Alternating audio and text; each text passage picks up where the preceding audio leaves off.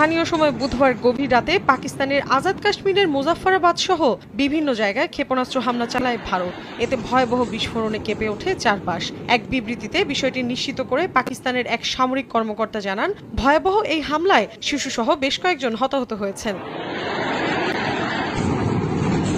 পাকিস্তানের আন্তঃবাহিনী পরিদফতরের মহাপরিচালক lieutenant general Ahmed শরীফ চৌধুরী জানিয়েছেন, ভারত তাদের কোটলি, ভাওয়ালপুর এবং মুজাফফরাবাদ সহ বেশ কয়েকটি স্থানে মধ্যরাতে কাপুরুষোচিত হামলা চালিয়েছে। তিনি আরও বলেন, পাকিস্তানের বিমান বাহিনীর সব বিমান আকাশে রয়েছে। ভারতের আকাশসীমা থেকে এই ন্যাক্কারজনক হামলা চালানো হয়েছে। তাদের বিমান পাকিস্তানের আকাশসীমায় প্রবেশ করতে পারেনি, এমনকি কয়েকটি জেট ভূপাতিত হয়েছে বলেও দাবি করেন তিনি। পাশাপাশি সঠিক সময় বুঝে হামলার জবাব দেওয়া হবে বলেও স্পষ্ট বার্তা দিয়েছে ISPR।